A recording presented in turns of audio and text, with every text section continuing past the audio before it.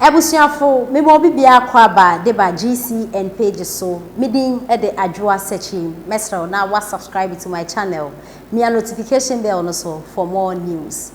Kofi Nyako e ye blogger e wo Facebook na o blog de ma NPP amayoko no Kofi Nyako e kire se o se odo NPP party no na emom no odo NPP party no en kire se enema bi e koso wo Ghana hanom na enya onka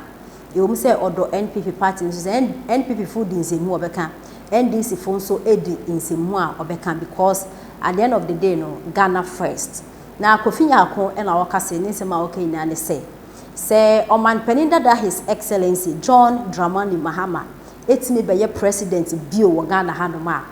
eyade a ebe shock Ghana ebe shock Africa ebe shock wiase afa na yina chese be obi awawa Oman Peninda da John Dramani Mahama osi dem beye president bio na kadi Oman Peninda da John Dramani Mahama na wabeka say obeye president no he made a lot of mistakes into no person oba no be correct any mistakes na yembia Ghana no exams end of deck na wakocho main exams the way free no wa so be chron of deck bio this one Peninda da John Dramani Mahama fa yen say Ghana for ye talk ye bele eni mi answer because what catch and say ye was short memory ye ni short memory and kanya dia Ghana for ye be san so ato abadia ma obi o abama obi o se be president we so be president no ye ntimi nka se wanye hwe obi eni wo be president and intention is obebo minor brother bi anye bia o ye Dubai interchange usisi school adan usisi hospitals wo be ye wa family dia na nado adanko akufu ado na NPP aban so ba mo abeyo mo family dia NDC was so John Dramani Mahama any time Ghana for kasa ya NPP buying so more kasa so it should tell us say government DN ye perfect name Oman Peninda da John Dramani Mahama be president da ni de utimi ye do so de fame wo Ghana ya sam keto akra ti so kasa wo san so ba ti so for talk belebi sana Kofi Nyako ye ka and I say Ghana fu bebre ne kra ye ka Ghana fu bebre ka so Oman Peninda da John Dramani Mahama yenye of deck and what the average second exams ye ma na mende and otna ye mpedum so bia problem bitina na dente Kofi Nyako ka say Oman Peninda da John Dramani Mahama be president bia be shock wiase afa na nyina ene se Oman Peninda da John Dramani Mahama also be president bio na president obeye no wa hyebo also obe scrap yes grass fi ho na say grass hu se me de amanfo dwen ho a they don't think far they don't think matters bebre na be ma reply wo mo on be ma reply no Oman Peninda da John Dramani Mahama so be return reply no ka che say silly things kra na yeye and na I will as grass hu se me na Kofi Nyako so e be che na dwen wo na dwen kire o kire no o kire say so Oman Peninda da John Dramani Mahama be san so be president e be shock the whole world titru pa ene Ghana nti ye hwe ye no Oman Peninda da John Dramani Mahama be president no ye ni brini ye tie nsema wura Kofi Nyako e de etuya. Yeah, good people, me church amunyina I hope say bibia e kama yes enra your former president Mahama I osan lanche ne comeback campaign bid I was say opeso osan be Oman Penin yes constitutionally no and I say in a democratic dispensation, a maho kwan. Say, obi a we sound mind. Where dia bro, I think 45 years. And now 40 years, yes. Obi to me, ejina. As Oman Penin. Tafe no kope flag bearership position on the party. Na omo to mana. Wasambe. General Lanche ne campaign big, but you be him say, NDC ni di ekura ne sekusua. If you say, ono na sika ni kura no. Intino,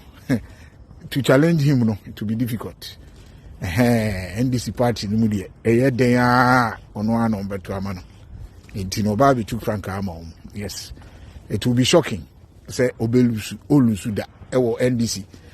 hono de obe wini ba mampani pa so be Ghana de menye nyame de ano pa de nankada will be a shocking news ewo wiase okay anyway na enra ne kasa mu no also be scrap as gracia ministers obeti so okasa bibri na ya na your mampani ni refi dada ni refi say no your mampani before na your former president there say uji ni dia enipa nyina no yes obi a ye ma ugini di a ugini di at your own peril tin sem o kan ye no e di ono an nsem if say waye omampani da to kan nsem bi a ye de beto to ho no a wo say o ye new Mahama. Former president can never be new. If it's a medical say onipa yakasi we reformed wasesan wasuan de a ne ye ni posha kura kire onye new after 2020 election the bia meka e be si ne hwe owenu anko percent keto Ghana man e be si ne ompa chew president ayewo no ontimi mfa phone and congratulations ontimi mpa chew say Ghana for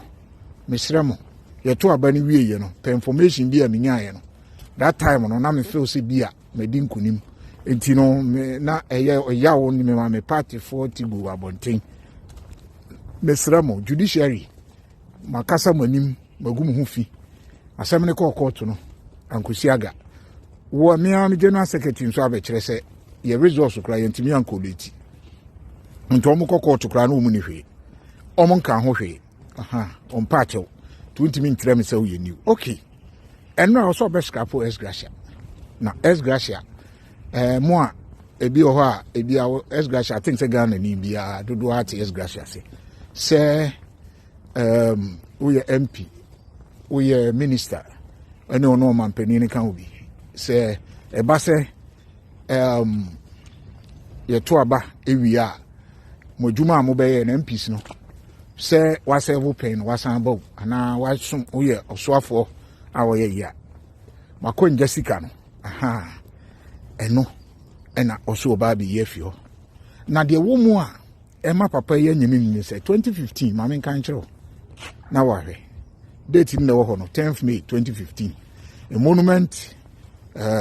for article 71 office holders will be abolished 2015 May no kan otena so as a president 2015 2016 and January 2017 officially ufri so na okono enche say ya omoye yeni de na ese de ma no the package retirement package any mohwe and go screen so international fully funded twice a year aircraft plane healthcare free medical care accommodation paid Ghana 9,123 accommodation no salary obeje aso mampani dada 22,809 and an office space fully furnished with communication tools and four staff sitting in vehicles 2 with chauffeur and charge with 4 years every 4 years 2 personnel with car security no and all kono obi a 2015 o kan so beskapo esgracia no ni niema ono na ye de beba no eno achi ena I think about ono a oye one of her aides na oye former minister no oye one of her aides emri bi ni sikasem ho ehun ba we a na yeka ono abeka an say Mahama 568K is esgracia. Yeah, this was in date in the 21st July 2018. What I see? What is coming after 2015? You told the whole Ghana, say, esgracia no any 2015. We uko Google now Google it is there. Videos ni now. Yaba share. Yaba boni na magana for 2015 or can we? And so the retirement any go hano. And we are we and so you're no aid 568K in Katitina over 5 billion. Aha, and no. Yes, and or the Becky can and General or can and your Ghana phone and a short memory. 18 me bow. Mebo video we dan kwakuya boy bisa very relevant question. Mahama. As Gracia. Yes. Article 71. Meba yeba pay for concept kra. Eno kan ne. If you win a city FM for supposed to we.